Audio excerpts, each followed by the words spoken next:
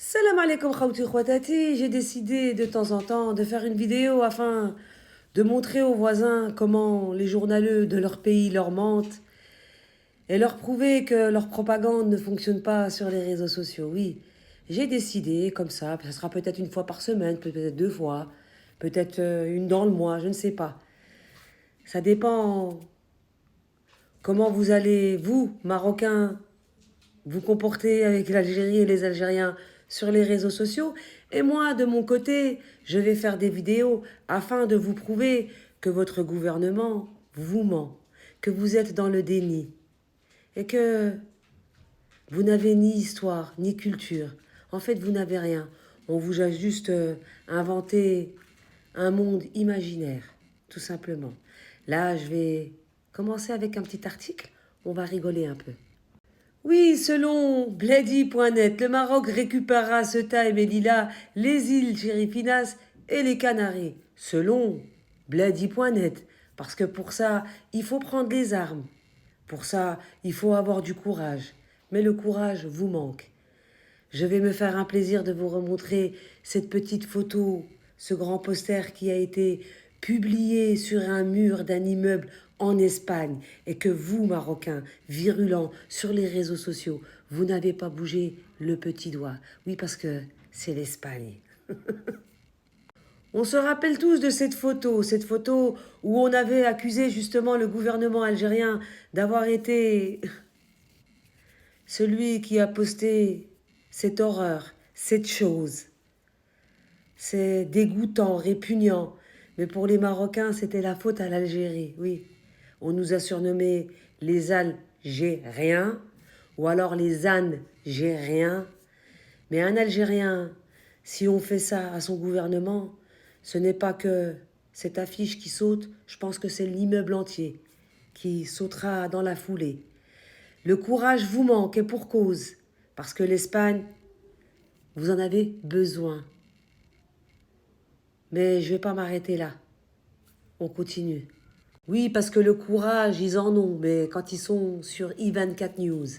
La question de Ceuta et Melilla a déjà fait l'objet d'un accord diplomatique le moment venu. Le Maroc récupérera Ceuta et Melilla, les îles Chérifinas et les îles Canaries, a déclaré lundi sur la chaîne israélienne I24 News le journaliste marocain Saïd Afassi. Lors d'un débat, le journaliste militant sahraoui Taleb Ali Salam, qui a critiqué l'expansionnisme marocain en Afrique du Nord et demandé aux journalistes marocains si les îles Canaries font désormais aussi partie du Maroc.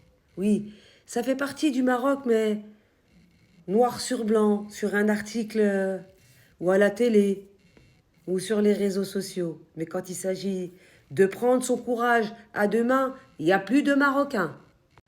Celui qui vit dans un délire, c'est le Maroc, a ajouté Ali Salam, précisant que le Maroc ne revendique pas seulement le Sahara, mais aussi des territoires algériens, les îles Canaries, Ceuta et Melilla, qui sont espagnols, et le territoire de la Mauritanie. Le journaliste sahraoui invite le Maroc à renoncer à cette idéologie expansionniste pour préserver la stabilité en Afrique du Nord et construire un voisinage sain et bénéfique pour le peuple. Sauf que le Maroc a décidé de faire tout le contraire. Il a essayé de s'allier avec toutes les saletés du monde entier. Il essaye de dresser les pattes à certains partis, histoire qu'on reconnaisse le Sahara, oui. Il a été jusqu'à normaliser avec l'entité suite à un petit tweet de Trump. Même pas, ça a été écrit noir sur blanc, avec contrat, quelque chose d'officiel, non, un tout petit tweet. Tout le monde s'en rappelle d'ailleurs. Et pour cause, le Sahara n'est toujours pas marocain, mais bel et bien occidental. Le 10 décembre 2020, le président américain Donald Trump a officiellement reconnu la souveraineté du Maroc sur le Sahara. Quelques jours plus tard, l'ancien premier ministre marocain Saad Eddine El Othmani déclarait dans une interview à une chaîne égyptienne que le tour de Ceuta et Melilla viendra le 14 mars 2022. Le président Pedro Sánchez, dans une lettre adressée au roi Mohamed VI, a également exprimé son soutien au plan marocain d'autonomie du Sahara. Ça s'est toujours pas fait, mais bon, ils attendent toujours. Hein. Selon Express, on y va. Jeudi 21 novembre 2024, l'Espagne sur le point de remettre la clé de l'espace aérien du Sahara au Maroc. Oui, parce que c'est avec les journalistes et tout ce qu'ils écrivent et tout ce qu'ils déblatèrent sur les réseaux sociaux, tout leur appartient. L'Espagne s'apprêterait à confier la gestion des services de navigation aérienne dans l'espace aérien du Sahara au Maroc, ce qui pourrait renforcer davantage la souveraineté territoriale du royaume et cimenter les liens stratégiques entre les deux partenaires. La presse ibérique rapporte des informations émettant de sources crédibles du secteur aéronautique selon lesquelles les ministères espagnols des Transports étudient actuellement cette option. Il est précisé qu'il ne s'agit pas d'une cession pure et simple de l'espace aérien, mais d'une délégation de responsabilité opérationnelle concernant les services de navigation aérienne. On continue. Allez, parlons de la clé. Nous allons parler de la clé de l'espace aérien que le Maroc espérait recevoir de la part de l'Espagne. Gestion de l'espace aérien du Sahara occidental, l'Espagne met fin aux espoirs du Maroc. Et comme vous pouvez le savoir, c'est un article qui date de mai 2025, donc... Une proposition visant à contrer toute tentative de la part du gouvernement espagnol de transférer le contrôle de l'espace aérien du Sahara occidental au Maroc. Sahara occidental au Maroc, j'aime bien. Ah là là, a été adopté mardi par la Commission des Affaires étrangères du Congrès des députés parlement espagnol, rapporte l'agence espagnole EFE. Cette proposition adoptée avec 20 voix pour 12 contre et 5 abstentions met fin aux espoirs du Maroc qui nourrissait l'ambition de voir l'Espagne lui céder la gestion de l'espace aérien du Sahara occidental. La clé. Présentée par le Parti populaire PP opposé à la cession de l'espace aérien du Sahara occidental, cette proposition appelle le gouvernement espagnol à maintenir la gestion de l'espace aérien du Sahara occidental assuré de l'organisme public ENR depuis 1976 sous mandat de l'Organisation de l'aviation civile internationale. Le PP souligne dans sa proposition que ce contrôle a assuré la sécurité, la stabilité et l'efficacité du trafic aérien dans la région. Je me répète, le contrôle a assuré la sécurité, la stabilité et l'efficacité du trafic aérien dans la région. Conformément aux normes internationales critiquant le manque de transparence et l'absence de clarification concernant les négociations avec le Maroc. En effet, le ministère espagnol des Affaires étrangères avait reconnu l'existence de la discussion avec Rabat concernant le transfert de la gestion de l'espace aérien du Sahara occidental. Voici la clé, c'est moi qui l'ai maintenant.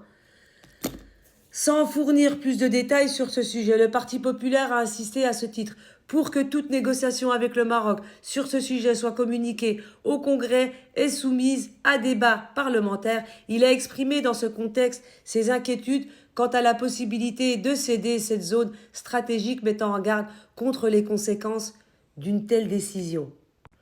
Toute concession de la gestion de l'espace aérien sans l'approbation de l'OACI constituerait une violation flagrante du droit international et une reconnaissance implicite de la prétendue souveraineté marocaine sur le Sahara occidental, a-t-il averti, soulignant les graves conséquences diplomatiques et juridiques pour l'Espagne et l'Union européenne d'un possible transfert de compétences. Oui, l'Espagne, ce n'est pas Emmanuel Macron. Emmanuel Macron qui se permet de reconnaître le Sahara occidental comme étant marocain, alors qu'il y a des lois. Et il y a des lois à respecter. Et quand on ne les respecte pas, on risque. Le parti a rappelé également que la Commission européenne avait confirmé que les accords aéronautiques entre l'UE et le Maroc n'incluent pas le Sahara occidental, ce qui signifie que tout transfert de gestion de l'espace aérien sans cadre juridique clair pourrait entraîner des différends avec Bruxelles et les organisations internationales de l'aviation civile. Et pour terminer, voilà encore une humiliation de la part de l'Espagne. Non seulement vous ne récupérez pas Ceuta, Melilla, les îles Canaries et tout ce que vous voulez, encore moins le Sahara occidental. Double humiliation. L'Espagne n'arrête pas de vous humilier. Et puis j'avais envie de terminer la vidéo avec cet article d'un journal marocain, bien évidemment, et adresser un dernier message à ces personnes qui mentent, qui passent leur temps à mettre des fake news. Vous savez, aujourd'hui nous sommes sur Terre, mais on ne va pas le rester à l'infini, non. Nous sommes que de passage. Étant donné que vous n'avez pas reçu une éducation, l'éducation de craindre son Créateur, on ne vous l'a pas appris.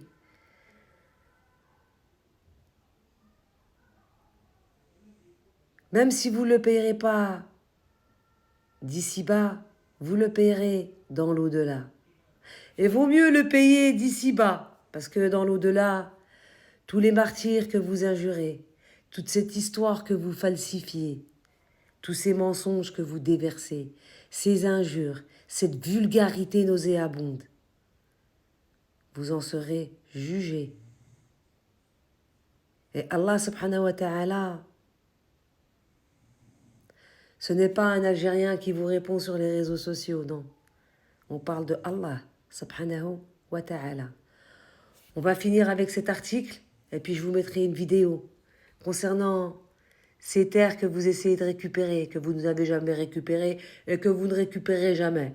Que ce soit le Sahara occidental, que ce soit ce que soi-disant en Espagne vous avez des terres, ou alors le Sahara algérien.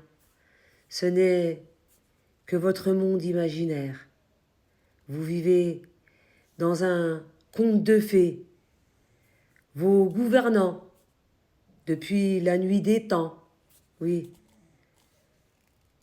vous qui avez 36 siècles d'existence, on vous a toujours menti et vous avez toujours cru. On vous a abruti, mais vous n'avez pas cherché à comprendre. Vous ne voulez pas vous informer. Le savoir est une arme, mais vous n'êtes pas armé.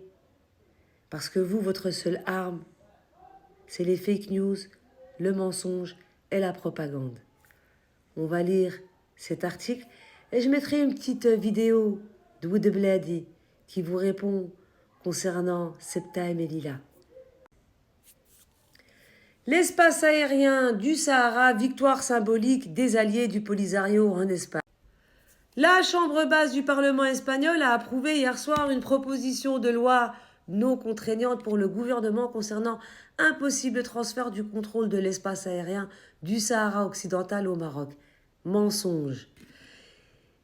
Initiée par le groupe parlementaire du Parti populaire, la proposition a été adoptée avec 20 voix pour 12 contre l'issue du PCOE à 5 abstentions, notamment de la part de la formation d'extrême droite Vox, reporte des médias ibériques. Le texte demande à l'exclusif d'informer les députés sur l'état des négociations avec le Maroc. Le gouvernement doit s'assurer que toute modification de la gestion de l'espace aérien du Sahara occidental soit soumise à un débat parlementaire et bénéficie du soutien des organisations internationales compétentes. En gros, ils sont en train de dire le contraire de ce qui s'est passé. Ça veut dire qu'ils n'auront jamais la gestion de l'espace aérien du Sahara occidental, mais ils font croire aux abrutis que c'est le Maroc qui a gagné. Le gouvernement Pedro Sánchez reste discret concernant les discussions avec le Maroc sur le contrôle de l'espace aérien du Sahara occidental en réponse à une demande d'information du député Javier Armas sur ce sujet. L'exécutif a renvoyé l'auteur que la question écrite à la réponse donnée le 18 décembre 2023 par le ministre des Affaires étrangères lors de la plénière de la Chambre basse du Parlement. José Manuel Albares avait alors exhorté le groupe parlementaire de Bildu Basque indépendantiste à ne pas relayer les intox du Parti populaire qui véhiculent d'étranges théories sur le transfert du contrôle de l'espace aérien du Sahara occidental au Maroc. Le point 7 de la déclaration conjointe issue des entretiens du 7 avril 2022 à Rabat entre le roi Mohamed VI et Pedro Sánchez indique en effet que des discussions concernant la gestion des espaces aériens seront engagées entre les deux pays. Il n'y aura rien d'engagé. L'Espagne vous a dit, vous ne l'aurez pas. C'est comme ça et c'est pas autrement. Et ce n'est pas en mentant au peuple marocain que vous allez trouver des solutions. Parce que le jour où certains Marocains vont se réveiller, et c'est ce qui va se passer, je peux vous dire que ça va vous péter en pleine face. Vous, ceux qui prenez beaucoup de Marocains pour des incapables, le jour où ils vont se réveiller, prenez vos valises. C'est un conseil que je vous donne. Parce qu'un jour, ça va péter. Jusqu'à aujourd'hui, vous avez pris les Marocains pour des abrutis. Et il y en a qui sont payés par vos services. On ne va pas se voiler la face. Que ce soit des Algériens ou d'autres, que ce soit des Marocains qui sont payés pour déverser de la propagande et du mensonge sur les réseaux sociaux, vous allez tous le payer. La chute va être rude. En attendant, je vais vous mettre la vidéo Taouli de Bladi qui a tout résumé concernant les petites îles. Vous ne les aurez jamais. راه احتلت مع الجزائر ووهران لأنه الشعب هنا شعب مجاهد والحكام مجاهدين. طردنا الاسبانيول 3 قرون وحنا في حرب مع اسبانيا 3 قرون. oui. كاين كتاب لازم يقراوه الشباب، حرب 300 سنة بين الجزائر وإسبانيا. ماشي كيما أنت يا كذا بيعت بلادك بيسيكلات. أمير المؤمنين عطاو له بيسيكلات، عطا لهم روح تجاهد، كي يغلبوك ولهذا ما عندناش الزعماء حنا.